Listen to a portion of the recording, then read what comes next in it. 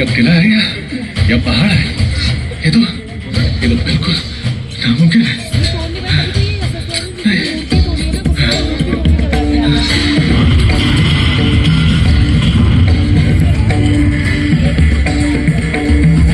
सुल्तानों के सुल्तान जिले सुभानी, हम कच्छप घाट वंश का कुछ नहीं बिगाड़ सकते। ये ग्वालियर का किला नाकाबिले तस्वीर है।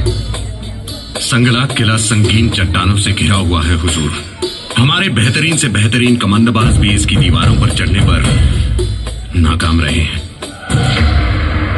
तुम उसके सामने अपनी शिकस्त का इकबाल करने की गुस्ताखी कर रहे हो, जिसने सारे हिंदुस्तान को तहस नहस करके रख दिया है। जाओ, कहीं न कहीं इसकी किलाबंदी में कमजोरी की दरार जरूर होगी।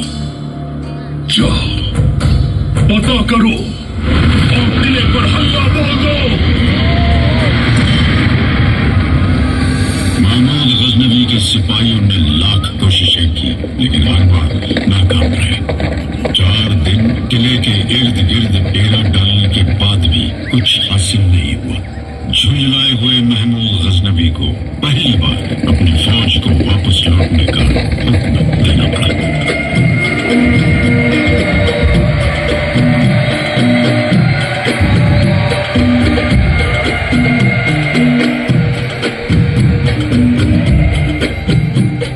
कच्छप घाट के वीर योद्धाओं को बार बार खतरों का सामना करना पड़े गुलाम वंश के सुल्तानों से।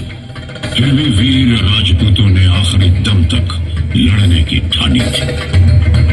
कच्छप घाट के वीर योद्धाओं, समय आ गया है। अब हमारे सामने एक ही रास्ता है, जिल्लत या मौत। जो दृढ़ राखे धर्म को, ते ही राखे करतार।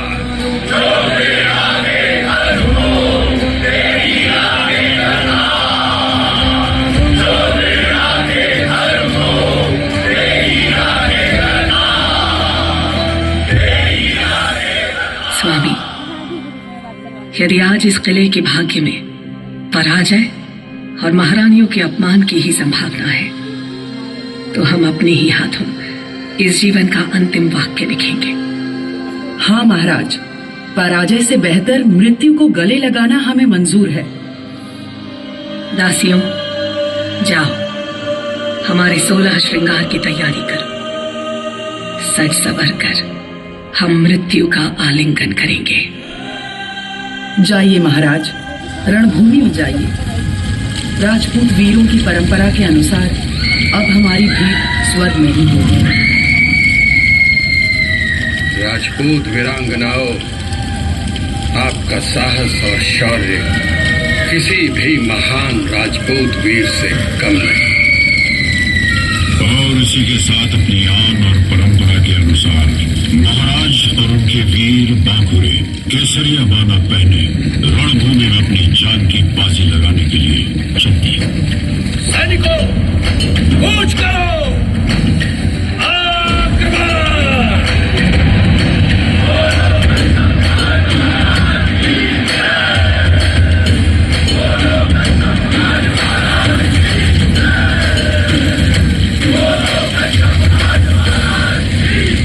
वीर सिंह तोमर किले का राज प्रमुख नियुक्त किया गया।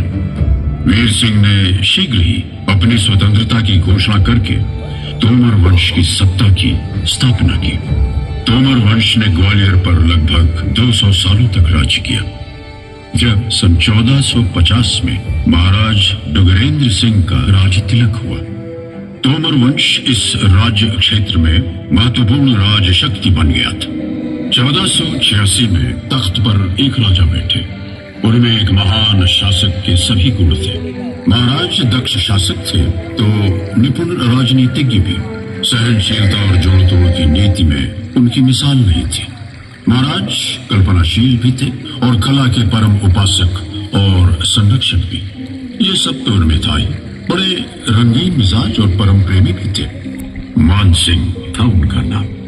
उन्होंने अपने सपनों का साकार महल बनवाया और नाम रखा मान मंदिर।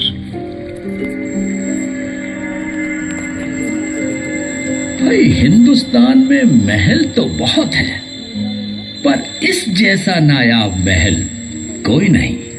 अरे ये इतना ऊंचा है कि हवा भी इसकी चोटी तक नहीं पहुंच सकती है। ये देखो, मंदिर का भीतरी हिस्सा कितने अद्भुत रंगों से सजा है। विश्वास नहीं होता। अरे इसमें ये खूबसूरत नक्काशी तो देखो। और जरा इन दीवारों पर लगे रंगों की चमक तो देखो। मेरी तमन्ना है कि मैं जमीन के अंदर बने केसर कुंड की बगल वाले ठंडे कमरे में जाकर देखूं। सुना है वहाँ रानियां सोने के खंभों पर लगे रेशम के झूले में झूलती है। राजा मानसिंह तो बस हर नर नारी के दिल और दिमाग में बस गए। लोग आज भी गुजरी सुंदरी, नन्नी और मानसिंह की प्रेम कहानी सुनाते हैं। एक बार जब राजा शिकार पर निकले तो उन्होंने खूंखार जंगली भैंसे से मुठभेड़ करते हुए एक लड़के को देखा। हे भगवान, ये कौन लड़की है जो देवी की तरह भाले चला रही है? देखो देखो देखो, क्या भाला चला है? अरे वाह, क्या बात है! कितनी ताकत है इसमें, कितना कमाल कर दिया इस लड़की ने। अरे चुप करो, महाराज आ रहे हैं, सावधान। वाह, शाबाश। उस लड़की को हमारे पास लाया जाए। बहादुर